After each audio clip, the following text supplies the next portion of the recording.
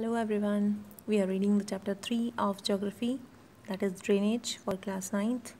और हमने अभी तक पढ़ लिया है रिवर सिस्टम्स के बारे में, हिमालयन रिवर सिस्टम, उसके बाद पेनिनसुलर रिवर सिस्टम और उनकी डिफरेंट जो लेक्स हैं उनके सिस्टम के बारे में, ड्रेनेज बेसिन कहाँ कहाँ हैं उसके बारे में हमने रीड आउट किया. और now we are on the topic lakes. तो लेक्स होती क्या हैं? अगर सिंपल से शब्दों में मैं आपको बताऊं कि कोई भी ऐसी जगह जो एज़ कम्पेयर टू जो उसके आसपास की जगह है उससे थोड़ा नीचे, यानी एक मैं कहूँ बड़ा सा गड्ढा और जिसमें पानी खड़ा रहता है, फ़्लो नहीं करता, उसको हम लेक कहते हैं. तो लेक्स जो हैं हमारे लिए बहुत इम्पॉर्टेंट हैं.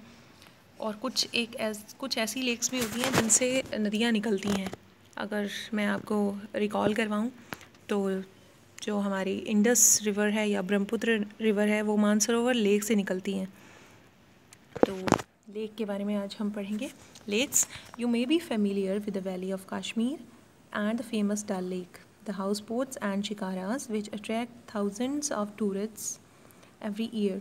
Similarly, you may have visited some other tourist spot near a lake and enjoyed boating, swimming and other water games. कहता है कि आप जो है कश्मीर के साथ अगर फेमिलियर हो तो आपने फेमस डल लेक के बारे में सुना होगा.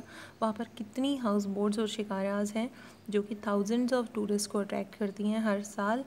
और वहाँ पर दूसरी एक्टिविटीज़ भी होती हैं लेक्स पे, जैसे स्विमिंग है, बोटिंग है या वाटर गेम्स हैं. तो लेक्स जो हैं वो इम्पॉर्टेंट हैं. और कुछ लेक्स जो होती हैं नेचुरल होती हैं, बट कुछ लेक्स मैन मेड भी होती हैं. Apart from natural lakes, the damming of rivers for the generation of hydel power has also led to the formation of lakes such as Guru Gobind Sagar Bhakra Nangal project. तो कहता है natural lake के अलावा जो है जब dam बनता है नदी के ऊपर तो वहाँ भी लेक बनती है, मैन मेड होती है वो. और उसका एग्जाम्पल लिया हुआ है गुरु गोबिंद सागर भाखड़ा नंगल प्रोजेक्ट जो है वो मैन मेड है.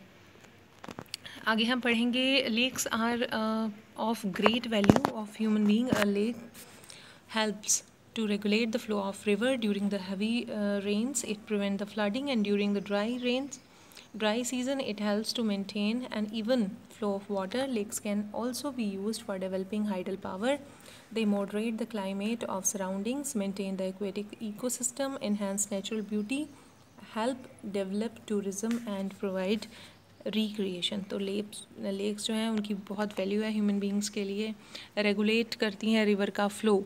तो मैंने आपको बताया जैसे मानसरोवर लेक है, उसमें से और नदियाँ निकलती हैं. Mansarovar is a glacier lake, mainly बर्फ़ के नीचे धंसने से जहाँ पानी इकट्ठा हो जाता है उसको ग्लेशियर लेक बोलते हैं.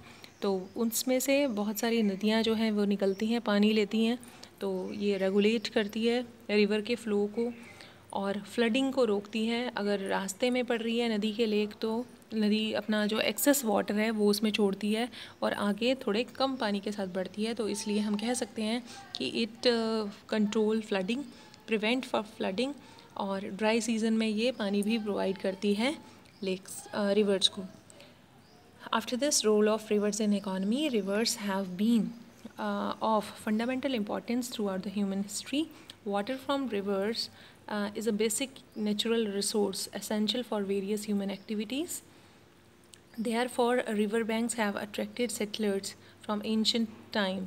These settlements have now become big cities and make a list of cities in your state in which are located on the bank of a river. तो कहता है कि हम पुराने समय से देखते आ रहे हैं कि रिवर के आसपास जो है बहुत सारी सेटलमेंट्स जो हैं सेटल हो जाती हैं. तो आज जो है वो सेटलमेंट्स एक बड़े बड़े शहरों का रूप ले लिया है उन्होंने. तो आप जानते भी होंगे कि गंगा के आसपास कितने बड़े बड़े शहर जो हैं वो बसे हुए हैं. तो rivers are very important for our economy और इतनी सारी एक्टिविटी होती हैं रिवर में. तो डेफिनेटली हम इसको डिनाई नहीं कर सकते that they are very much helpful for our economy. Using river for irrigation, navigation, hydro power generation is of special significance. अब इसमें 3 और पॉइंट दिए हैं. इरीगेशन आपको मालूम है, नेविगेशन कि हमको रास्ता बताने का काम करती है. उसके बाद हाइड्रो पावर, पानी से जो पावर बनती है, इलेक्ट्रिसिटी बनती है, उसमें भी नदी जो है सिग्निफिकेंस रोल प्ले करती है. Particularly to a country like India, where agriculture is a major source of livelihood of majority of its population. तो हमारे लिए irrigation बहुत ज़्यादा होता है रिवर्स के ज़रिए. तो हमारे जैसी कंट्री में जो एक एग्रीकल्चर बेस्ड कंट्री है, तो वहाँ के लिए रिवर्स जो है बहुत इंपॉर्टेंट है. नेक्स्ट है river pollution. The growing domestic municipal, industrial and agriculture demand for water from river naturally affects the quality of water. As a result, more and more water is being drained out of the river, reducing their volume. On the other hand, a heavy load of untreated sewage and industrial effluent are emptied into rivers. This affects not only the quality of water but also the cleansing capacity of river. For example, given the adequate steam flow, the Ganga water is able to dilute and assimilate pollution loads within 20 kilometers of large city. तो कहता है कि बहुत सारी हमारी industry है, बहुत सारी हमारी ऐसी इकोनॉमिक एक्टिविटी है जिसके कारण जो है नदियों में बहुत कुछ सीवेज वाटर छोड़ा जाता है, बहुत पॉल्यूटेड वाटर जो है हम नदियों में बहा देते हैं, और गंगा को कहता है ये पॉल्यूशन का लोड जो है 20 किलोमीटर्स तक वो बहा कर ले जाती है इसको.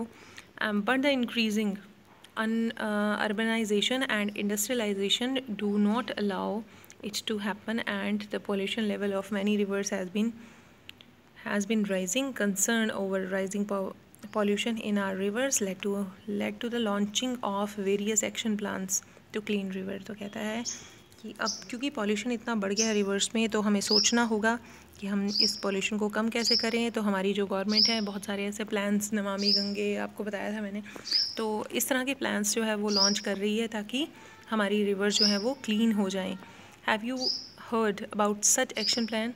How does our health get affected by polluted river water? Think about life of human beings without fresh water. Arrange a debate on this topic in the class. तो वो बहुत सारी चीज़ें हैं कि अगर हम पॉल्यूटेड वाटर को इस्तेमाल करेंगे तो क्या होगा, हमारी हेल्थ पे क्या इफ़ेक्ट पड़ेंगे.